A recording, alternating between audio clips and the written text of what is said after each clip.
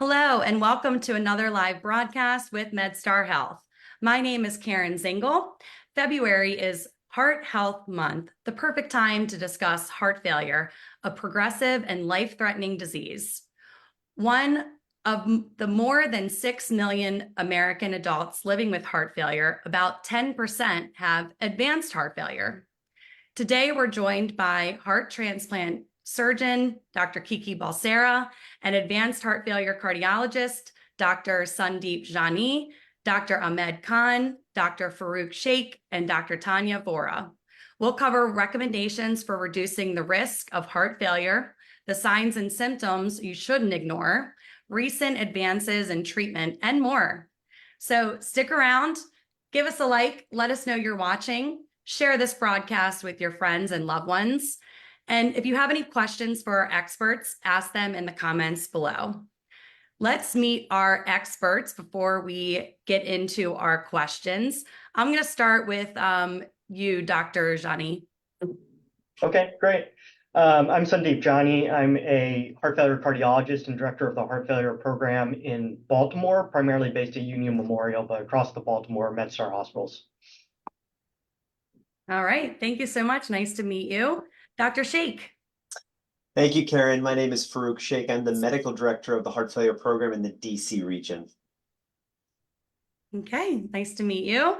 Dr. Vora. Hi, I'm Tania Vora. I'm also a advanced heart failure cardiologist. I'm currently in the Baltimore region of MedStar, but I'm actually going to be shifting over to the DC side soon. Okay, great. And Dr. Khan. Hi, good morning, everyone, or good afternoon. I'm Ahmed Khan. I'm one of the advanced heart failure cardiologists here in DC, and very glad to be here with all of you. All right. Well, thank you so much for your time and for being here today. I have lots of questions for you. We're going to start by just doing an overview of what heart failure is. So, Dr. Jani, I'm going to start with you. What does heart failure mean? Good question. It's a simple question with actually a very complex answer that I think doctors argue about from time to time. So heart failure, I guess to put it most simply, is when the heart is inefficiently pumping blood. And medically, we would define that as the pressures inside the heart, which is a pump, are too high. And that's usually related to a heart muscle problem, though it can be related to a valve issue or something else that we may talk about later.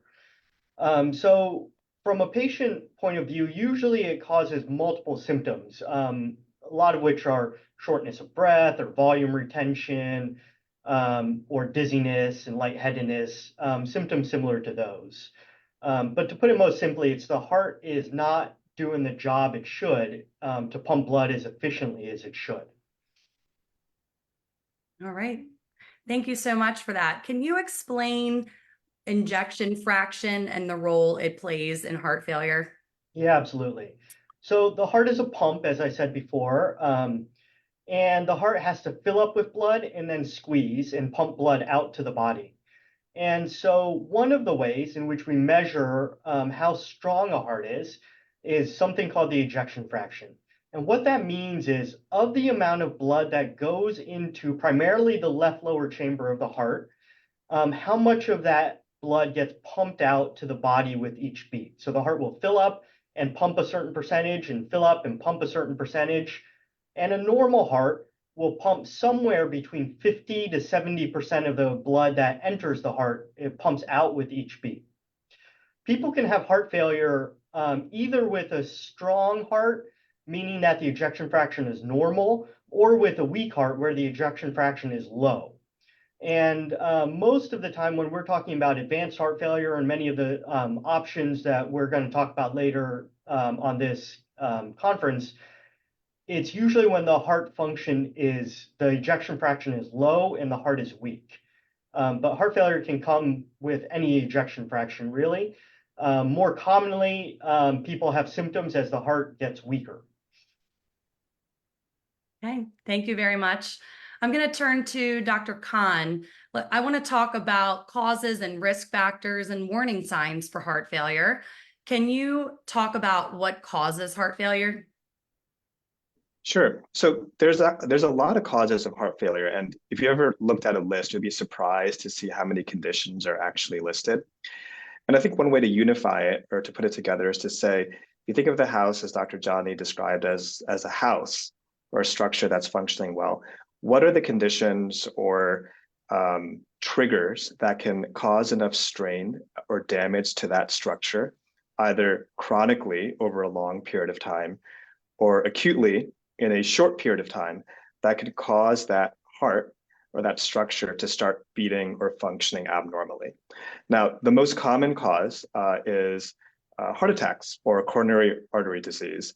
And you can imagine if the blood supply to the heart or to the walls or the structure of the heart is compromised, that can cause the heart to begin to function abnormally. And that risk increases as patients get older. And as patients rise above the age of 50 or 60 or so, it becomes the predominant cause of congestive heart failure. There are many other causes as well. So other things that can cause abnormalities, if we continue this house analogy, you can imagine that there's electrical abnormalities in that house, arrhythmias or other abnormalities that can cause the heart to become weakened as well. Chronic hypertension or high blood pressure can cause issues.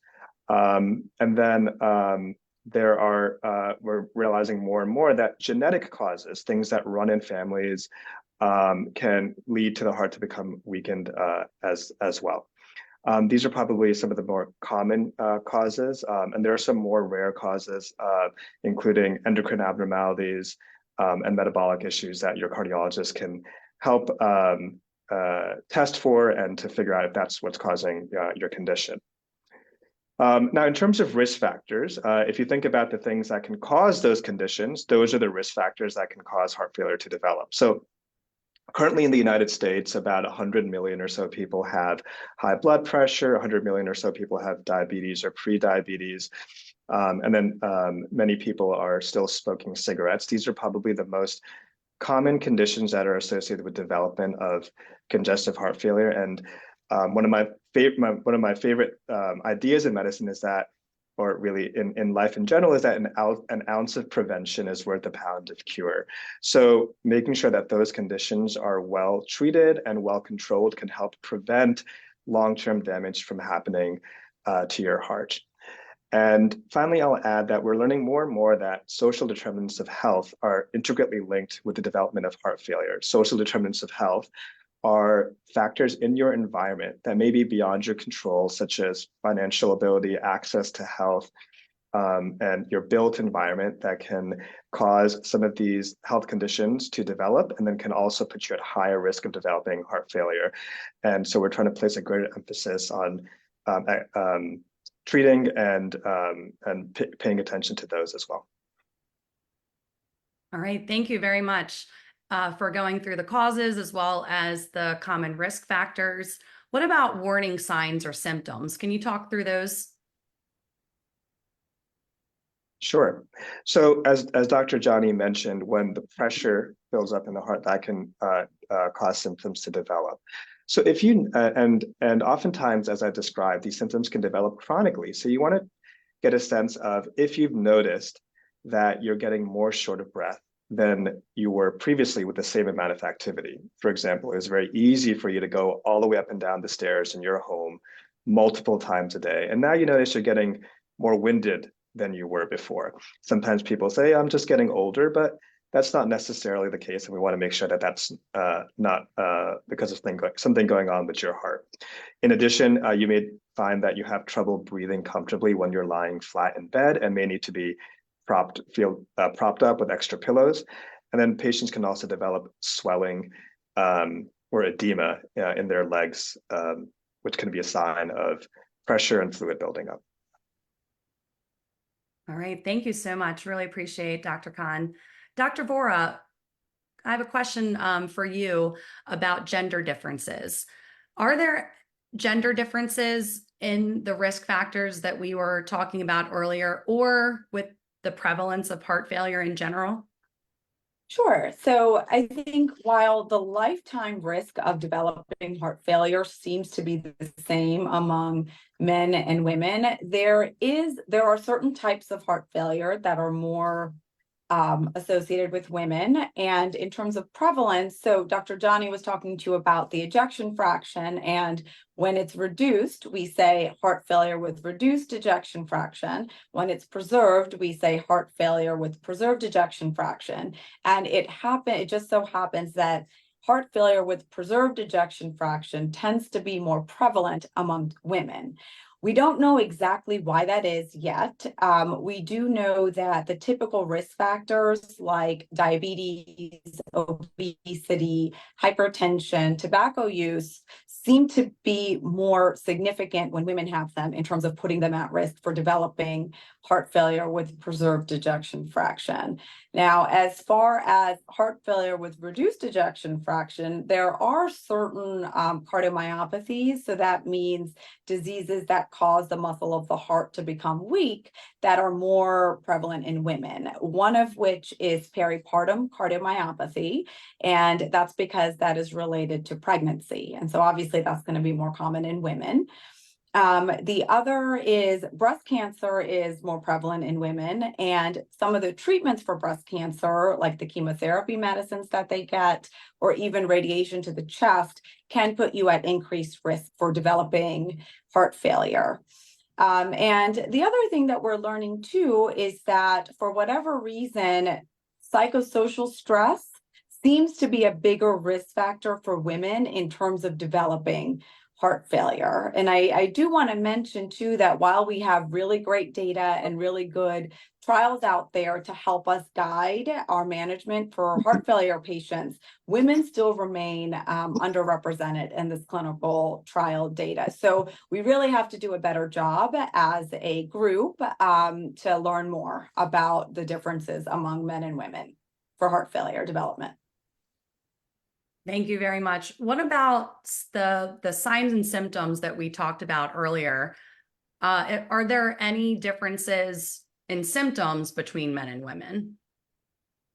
So I don't, in general, the symptoms are similar among both. Heart failure comes from reduced perfusion forward, and you see a lot of shortness of breath. I think the other thing is sometimes, honestly, we see that women will present later for whatever reason in the trajectory. And so I think it is important to advocate for yourself. And if you are having shortness of breath, if you're having swelling in the legs, if you're not able to lay flat at night, and as heart failure progresses, some of the symptoms actually are more like you can't eat as well anymore. You start to get pain in the belly or vague symptoms of fullness or fatigue and tiredness. I think it's just important to pay attention when you are having those symptoms. They could be indicative of developing heart failure. All right. Thank you so much, Dr. Vora. I really appreciate it. I want to take a moment to remind our viewers, if you have any questions, please ask them in the comments. Thank you so much for joining us. Today, we're talking about heart failure, a progressive and life-threatening disease that more than 6 million adults live with. We are here with our heart failure cardiologist. We've talked about what heart failure is, what the risk factors and warning signs are. We're going to talk next about the stages of heart failure and specifically talk about advanced heart failure. So Dr. Sheikh, I'm going to go to you. Can you explain the different stages of heart failure? Thank you, Karen. In an effort to speak a common language and create a scheme that all clinicians can use to define a common patient population, the American Heart Association, in collaboration with the American College of Cardiology, developed the stages of heart failure. This is very much akin to the stages of cancer, a language that we've come in the lay community to understand very well. And there are 4 stages: stage A, B, C, and D. As you might imagine, stage A, the earliest form of disease, actually refers to those individuals who are at lifetime risk for the development of heart failure, which unfortunately is many Americans and people throughout the world. People who have risk factors such as hypertension, they are smoking, they have diabetes, They may either beknownst or unbeknownst to them be at risk for genetic variants of the disease. They in their life are at risk for heart failure. And what Dr. Khan said very nicely regarding prevention is really important. This is why it's so important early on in one's life to be able to address potential health issues so as to prevent the development of overt symptoms of heart failure. That's stage A. Stage B are those individuals described as having pre-heart failure. There is something structurally abnormal about the heart. Patients are unaware of this. They have no symptoms, and it is through routine surveillance, so going through to your primary care physician, your cardiologist, where you get routine testing done, which may unveil a preclinical situation, which is highly treatable, and again, one that we hope to actually intervene upon so as to prevent manifest forms of heart failure. The most common form of heart failure, stage C, are those individuals with symptomatic heart failure, which are the patients that the four of us as heart failure clinicians take care of on a daily basis. These are individuals who either have current or have previously had symptoms of heart failure, and where tried and true medical interventions have been shown to improve quality of life, symptoms, as well as the outcome for patients with the disease. And again, of the nearly 7 million Americans who now have heart failure, this is the majority of those individuals, excuse me. A small subgroup of these 6 to 7 million Americans who have heart failure have an advanced form of disease known as stage D heart failure. And these are people who sadly suffer from symptoms on a daily basis. They can do actually very limited activities without developing symptoms such as shortness of breath, fatigue. Dr. Vora mentioned a reduction in appetite, unexplained weight loss.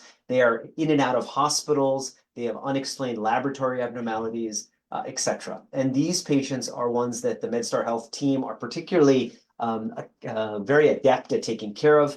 This is where treatments that improve survival, including cardiac transplantation and left ventricular assist device therapy, as well as clinical trials, may be beneficial to these patients. And estimates are, though the epidemiologic data is not great, of about 5% of the total 6 to 7 million Americans who have it. All right. Thank you so much for explaining the difference between those stages. My How pleasure. quickly can stages of heart failure progress? So, great question. One that really actually depends very much on the underlying cause of the heart failure. If we were talking about a form of heart failure due to myocarditis, where there's an active attack of heart muscle because of one's immune system, unfortunately causing damage, myocarditis can rapidly progress over hours and days in a very rare form of disease. But many forms of heart failure are more indolent. They're slower in their development. And so the key part in order to answer this question, Karen, is to really work with your clinicians, the ones taking care of you, to really hone in and determine what is the cause of heart failure. The combination of wonderful bedside exam, good family history, and then advanced cardiac imaging, which is another strength of the MedStar healthcare system, the use of transthoracic echocardiogram, cardiac MRI, and other imaging modalities can really gain insights as to what is the cause of the disease and how rapidly progressive it is. Many times we actually don't know until we start treating patients. And so what we do is we treat patients. We can also sort of, in retrospect, looking at certain changes in the heart, understand how, what has been the chronicity of this disease, which gives us some inclinations as well. And so this is where really close follow-up with your heart doctor is key to really elucidate what's the cause, how far along am I, what changes in the heart structure and function have occurred, and is it reversible? All right. Thank you so much. I'm getting some questions from our viewers, so I want to take a moment to ask those. This one is about risk factors. So I'm going to turn this one to Dr. Khan. Dr. Khan, this question is from Sheila. Sheila, thank you for asking your question. Does having COPD or APS I'm sure you know what APS is, but for those that don't know what APS is, it is anti-specific syndrome, which is an immune system disorder that causes an increased risk of blood clots. So Sheila is asking, does having COPD or APS increase your risk of having heart failure? Hi, Sheila. Thank you for your question. So yeah, COPD is a risk factor for heart failure. I can imagine in two different ways. Number one is that many people, not all, but many people develop COPD as a result of having smoked cigarettes in their lives, and cigarette smoking in itself puts you at risk for heart disease, and can cause or lead to the development of congestive heart failure. Conditions like antiphospholipid syndrome or other syndromes that can cause blood clots can actually, and COPD in and of itself can actually lead to the development of a subset of heart failure called right heart failure, which is where due to abnormalities in the lungs, either from COPD or from blood clots, you can have damage done to the right side of the heart, which normally pumps blood out to the lungs. So both of those can be risk factors for the development of heart failure or specific subsets of heart failure, and certainly worth discussing with your physician. Thank you very much. And thank you, Sheila, for that question. I'm going to go back now to Dr. Jani for some more insights about advanced heart failure. When someone has advanced heart failure, what does that mean? Yeah, it's a good question. And we tend to think about advanced heart failure as stage D of the heart failure spectrum, which is what Dr. Sheikh described. And one of the ways to think about this is these are patients with heart failure in whom the medications are no longer doing enough of the job, and the heart is struggling to get blood to the other organs of the body. And so these have progressive symptoms, things like, despite taking medications, people are ending up in the hospital with fluid on board. Despite increasing fluid pills, they still retain fluid. Kidney function, particularly kidney function, but other organs may be getting worse. People may be getting more short of breath, can't even walk a few steps without needing to stop and take a break. Lightheaded and dizziness becomes more common. Blood pressures get low, and people can't tolerate some of the medications that we would generally use for people with less severe forms of heart failure. These are sort of a lot of the symptoms: poor appetite, weight loss, unexplained weight loss particularly. These are a lot of the symptoms of advanced heart failure. And this is a sign that the pills that we generally use for stage C heart failure may not be doing the job anymore. And in certain situations, which there may be more aggressive forms of treatment that are needed and can help improve people's lives and potentially extend their lives as well. All right, thank you so much.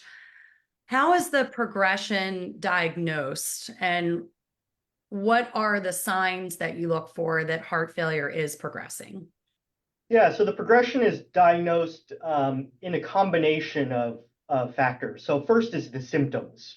There's many of the symptoms I just spoke about: worsening shortness of breath, recurrent hospitalizations for heart failure despite taking the medications, harder to get fluid off. And then there's pictures of the heart, lab work and pictures of the heart. So these are things like echocardiograms and cardiac MRIs, MRIs of the heart that can show us how strong or not strong the heart is, as well as show us how the valves are working. We put that in context with blood work in terms of checking how the kidney function is doing and how the liver function is doing, and how the other organs are working. And then oftentimes we need more testing than that. Sometimes we do bicycle or treadmill stress tests to get a sense of how the heart can keep up when people are exercising or pushing themselves. And sometimes we have to do heart catheterizations that can actually measure the pressures in the heart and the lungs and estimate how much blood the heart is pumping when people are laying on a table in the cath lab. All right, thank you so much. I'm going to go to Dr. Vora next so we can talk about treatments and managing heart failure now that we have all this wonderful information that you've shared so far. So what does treatment look like for heart failure? So Dr. Vora, what are the common medicines used for treating heart failure, and how do they work? And are there any new medications out there that can help with heart failure? Sure. So that's a good question. And we are actually in a pretty good place in terms of having a pretty good armamentarium of medications that we can use for heart failure. One of the mainstays and a very common medication you would use, whether you have heart failure with reduced ejection fraction or preserved ejection fraction, is a diuretic. Because one of the mainstay of symptoms is shortness of breath from fluid retention. And so those are things like Lasix, furosemide, Bumax. All of those medicines basically work by helping your kidney make you urinate. And by doing that, that takes the fluid off and it can make you feel better. So while those are good medicines to help people feel better, we actually have 4 classes of medicines that can actually work together to strengthen the heart. And so it does matter whether you have heart failure with preserved ejection fraction or reduced ejection fraction in terms of which of these medications will help your heart potentially get stronger. So if you have heart failure with reduced ejection fraction, those medications are beta blockers, so things like metoprolol, carvedilol.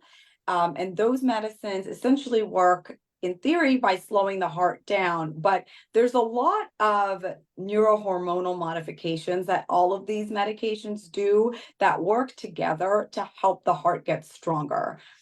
So that's one of them that's very common. The other one you may always see on TV is Entresto. That is an ARNI, that's what we call it. And it's a combination drug that has 2 different drugs in it, sacubitril and valsartan.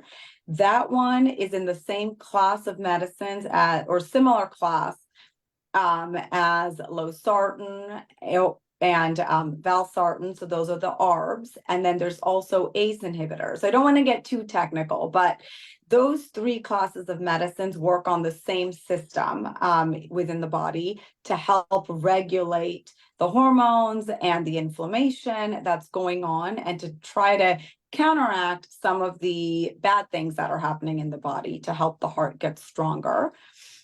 Those medicines also can work as blood pressure medicines. So you may be on them for hypertension or high blood pressure.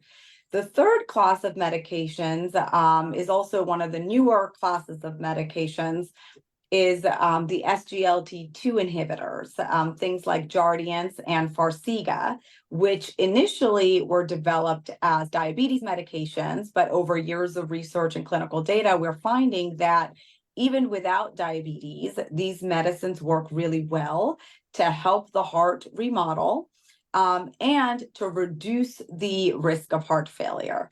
And the 4th class of medications have been around for a long time, the MRAs or mineralocorticoid receptor antagonists.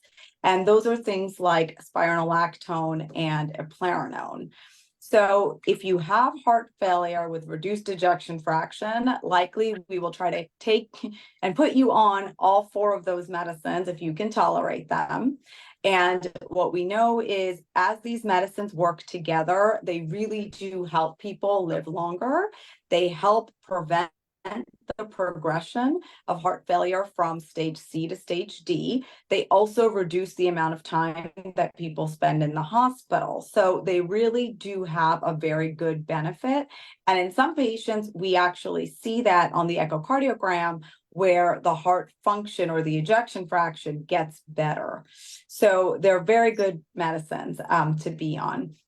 And then if you have heart failure with preserved ejection fraction, right now, actually, the best data we actually have is for the SGLT2 inhibitors, which we talked about before, like Jardiance, Farxiga.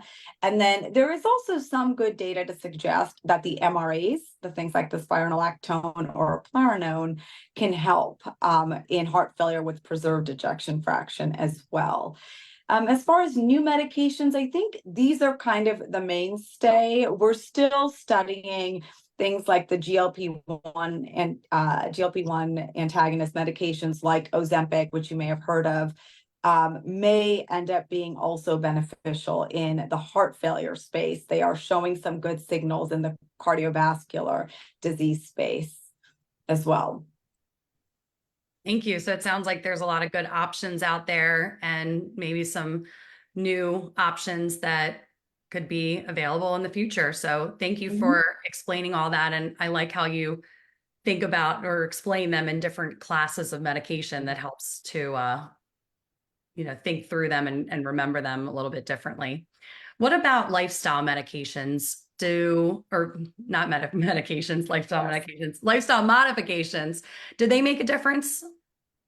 Absolutely. I mean, I think obviously when you have heart failure, there are factors beyond your control, either genetic or other risk factors that cause you to develop heart failure. But I think in general, we know that if you're able to get in more cardiovascular exercise, 30 to 60 minutes, mild to moderate intensity, that is going to help you do better in terms of decreasing the symptoms of heart failure and strengthening the heart. If you're able to control diabetes better with your diet and exercise, that's also going to help your heart failure. It's going to help when we've been talking about all the stages of heart failure.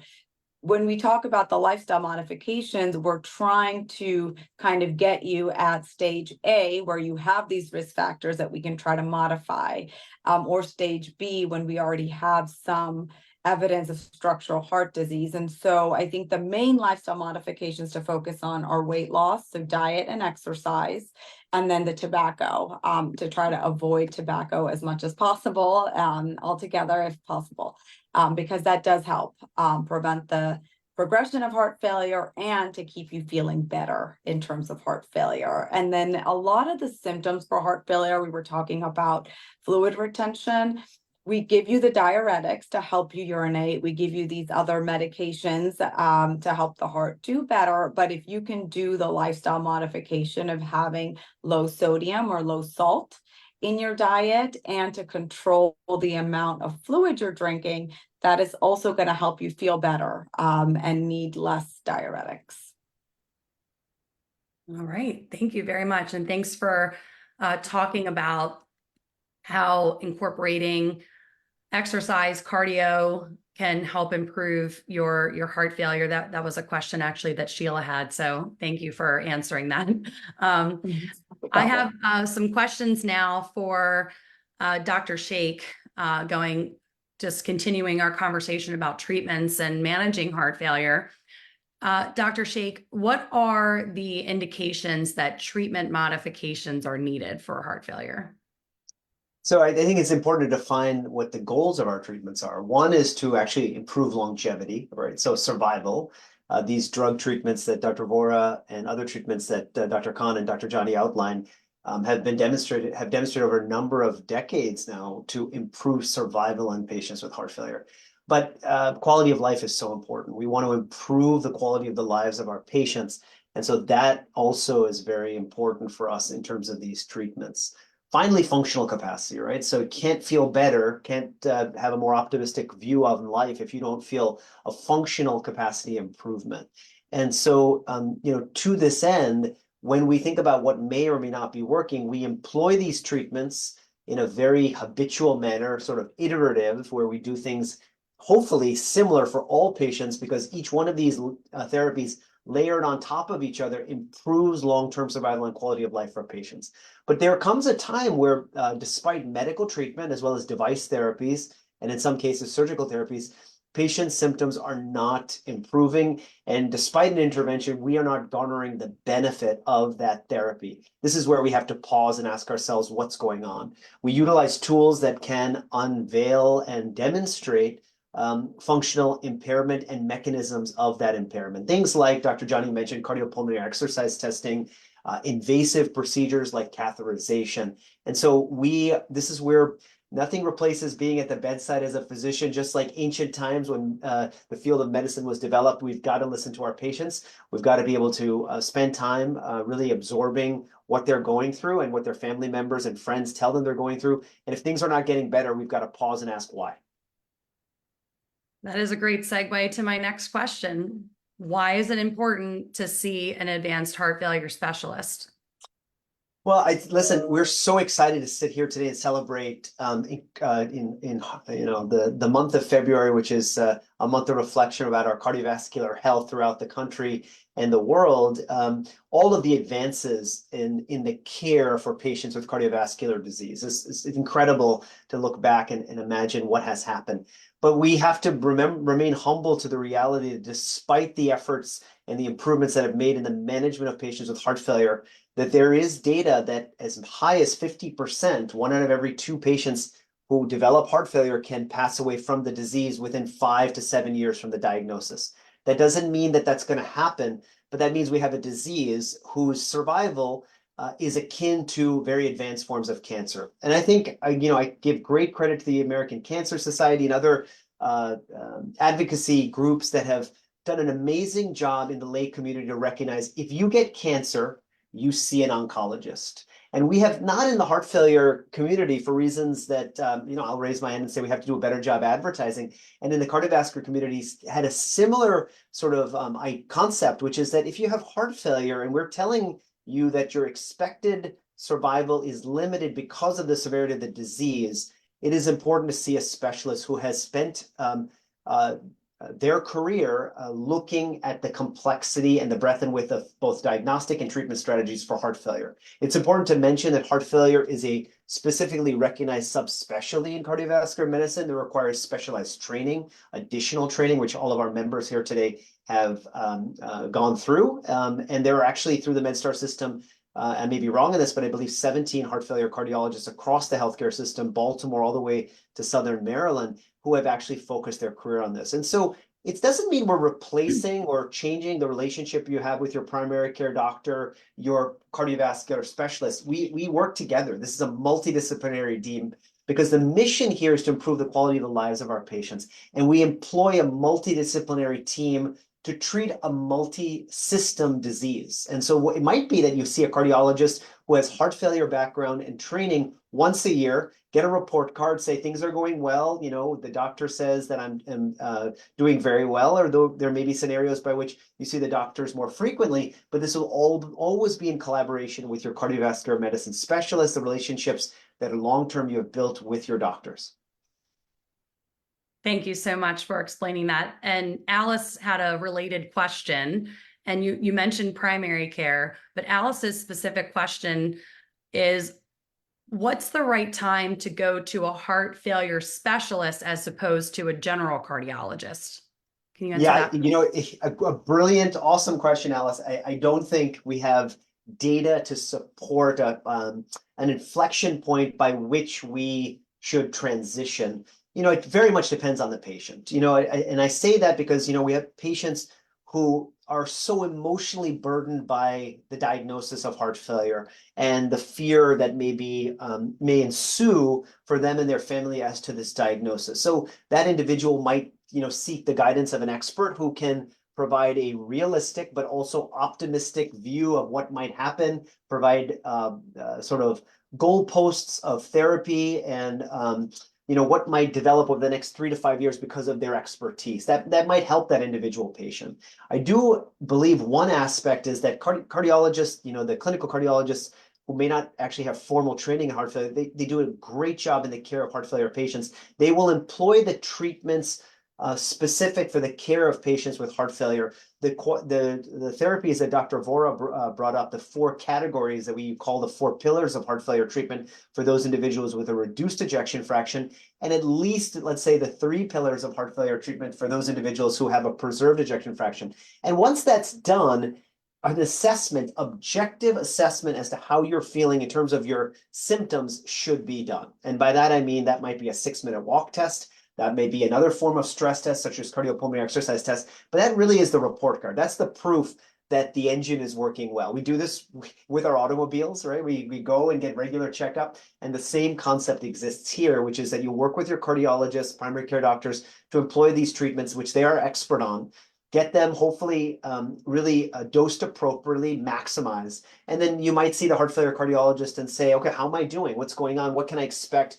Has my ejection fraction gotten better if I have reduced ejection fraction? Has my have my symptoms improved? Has my functional capacity improved? And then there might be times where the heart failure cardiologist will, looking at the totality of data, encourage other interventions, some surgical, some device related with our electrical partners, the electrophysiologists. And so I think this is actually where you can get a really broad breadth and width of treatment for heart failure that requires specialized training. All right, thank you so much. And another good segue to my next question, which is for Dr. Khan.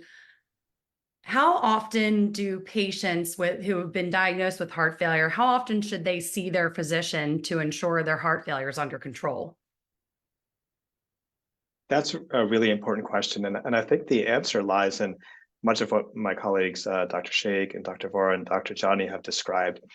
If we think about the causes of heart failure and the treatments, a person with a new diagnosis of heart failure would ideally be seen by their doctor. And what I like to do is bring that back into clinic actually every several weeks, every 2 to 4 weeks in the beginning.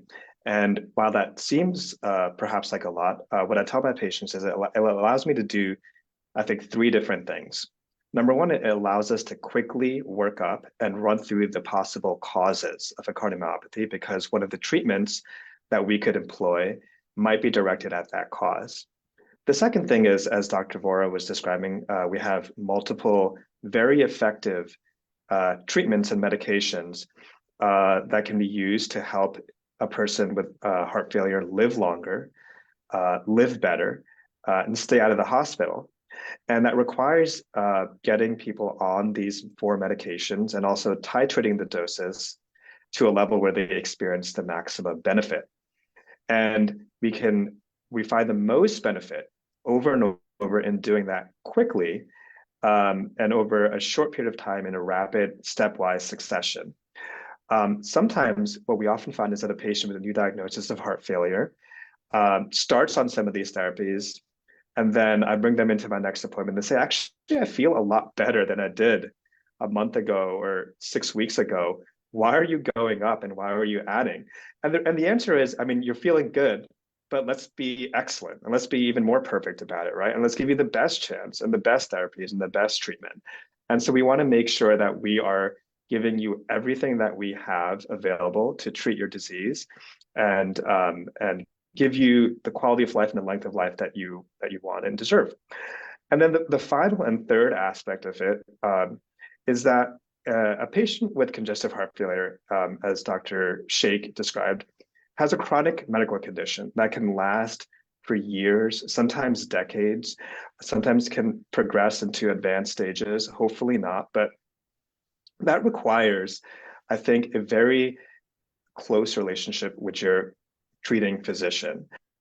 And it requires us to be very aware of your needs and bringing someone back in multiple times early on in the diagnosis allows us to get to know you and your family, what's important to you, the subtleties of your symptoms. And so that way we make sure we are not treating you as a checklist, but as a specific person. And I think I would speak for all of us here when we say it's a real honor and privilege to take care of our heart failure patients. And part of what I think has drawn us to this field is the ability to have that long-term relationship with our patients.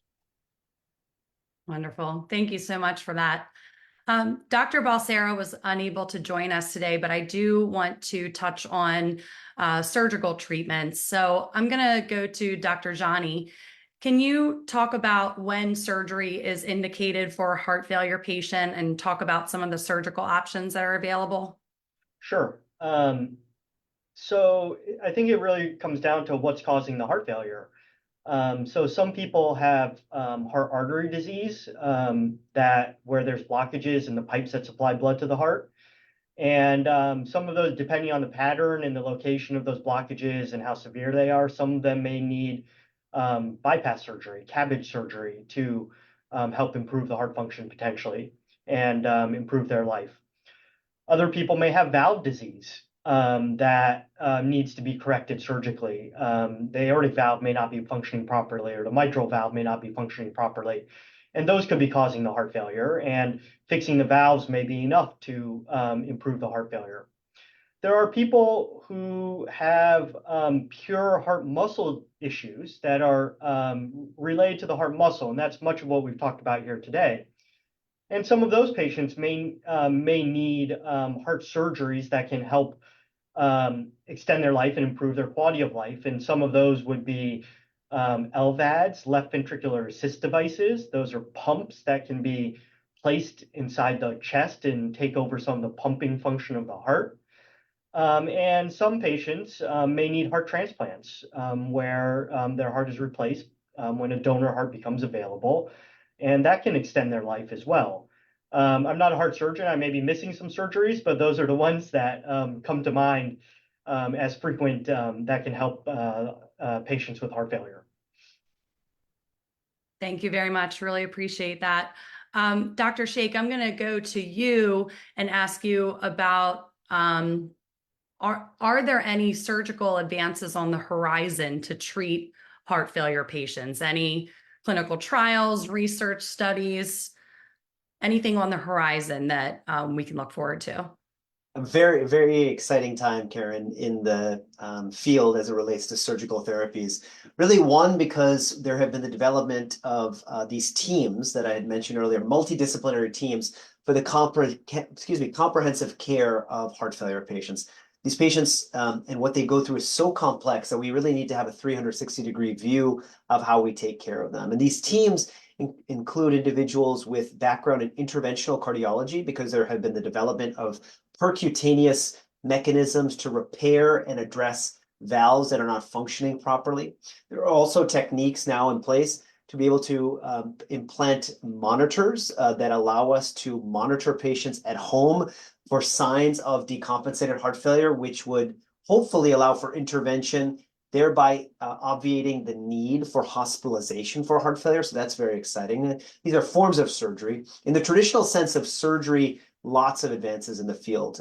One, the development of temporary mechanical devices to support patients who are very critically ill, who may once upon a time not have survived from a very extreme form of heart failure, who are now able to actually be temporized, recovered, and potentially walk out of hospital. And then equally exciting are the development of ways in which we can really broaden the capture of patients with advanced heart failure who need cardiac transplantation and LVAD therapy. You know, again, if we use the comment I made earlier, roughly 5% of the 6 to 7 million Americans have an advanced form of heart failure, where medical treatment and device therapies will not actually improve the long-term outcome for these patients.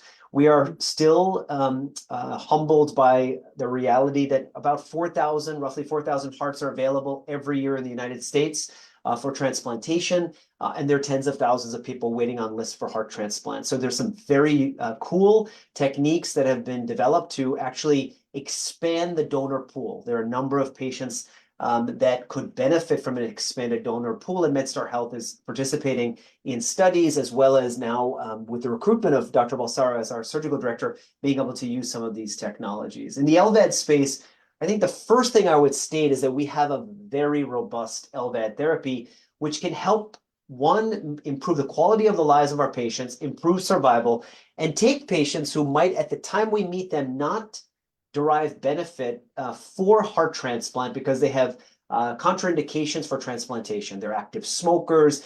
They unfortunately suffer from forms of obesity, which would not allow them to have a good outcome with heart transplant.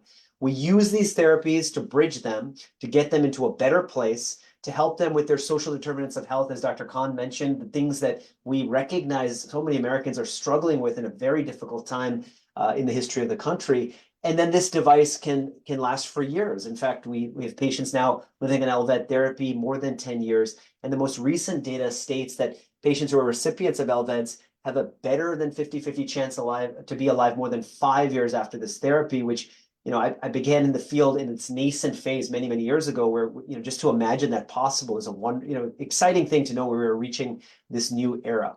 Additionally, there are other ways in which we are partnering in a multidisciplinary way to try to find patients who are sicker, which is where the surgical teams, these shock teams, have been developed to identify patients who might be at outside hospitals or neighboring hospitals where we can partner with the community to get people out of harm's way. And so that's a very long-winded answer to an important question, but I would say this coupled with, I think all of our patients, their families should know that they can always go online. The federal government through clinicaltrials.gov highlights innumerable studies in the care of heart failure patients, and that is a public domain. You can just look up clinical trials, all one word, .gov, go to your favorite search engine, and you'll be able to participate and look at various trials that exist. There are surgical trials for specific forms of heart failure that are being also employed, and so it really does require a comprehensive conversation with your doctors to discuss what you might be eligible for. Thank you very much. That was some wonderful information and very exciting news for heart failure patients. We are wrapping up our discussion today, but before we close, I do want to go around to each of our experts to see if there's any final thoughts or anything that you want to make sure that our audience takes away after watching this broadcast today. I'm going to start with Dr. Vora. You're on mute. Sorry. Sorry. All right. Okay. Thank you. I was just going to say, hopefully this has been a helpful discussion. I want to make sure people should just advocate for yourself. If you have symptoms, bring them up to your doctor. I think we've talked about a lot of different possibilities for treatment of heart failure, but they all work better if we find them sooner. And we're always here for you. We always want to see you and take care of you. So I think it's just really important to advocate for yourself. And if something's not feeling well, to bring that to the attention of your healthcare provider. Thank you. Great advice. Dr. Khan, we'll go to you next. Sure, and thank you again for everyone for listening. I echo what Dr. Sheikh said. It's a very exciting time to be in heart failure, and work with many inspiring colleagues and all of the therapies we can bring to bear for our patients. There's no reason with good treatment and follow-up, patients with congestive heart failure can't live long, healthy, active lives. And if you have any concerns, you may want to talk to your doctor about seeing a heart failure cardiologist if you're concerned about your cardiomyopathy. Thank you very much. Dr. Sheikh, final thoughts do you have?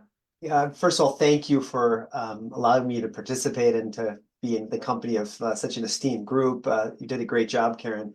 I would just say that if there was one take-home message for me, we as patients, we all in some way, shape, or form are our patients, right? We see our doctors. It's really important that we take ownership of knowing, what medical treatments we're getting, what has been done to assess objectively what our prognosis is, and then to utilize regional partners to make sure that we are getting sort of educationally the most up-to-date, latest and greatest options for the treatment of the disease. Status quo is not going to work. Everything is dynamic and new knowledge is right in front of you. And in the DMV, there is no shortage of it. And I certainly am very excited and proud of what MedStar Health is doing to help us find new knowledge in this disease.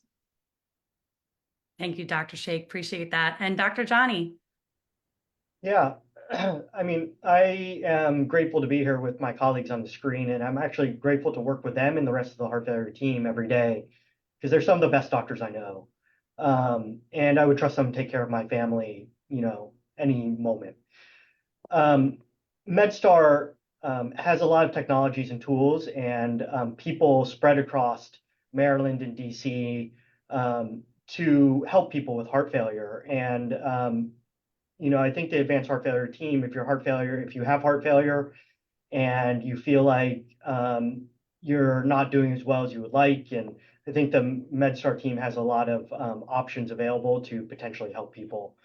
And we're spread out across the system. So I'm very grateful for the system that we have and for the people I work with. That's right. Thank you so much. Appreciate all the wonderful final thoughts. Appreciate your time. Thank you for being here. We know you're all very, very busy. So we appreciate you taking the time to educate our patients about this important topic. That's it for today. Thank you. Have a wonderful rest of the day and rest of Heart Month. Bye-bye. Bye-bye. Bye.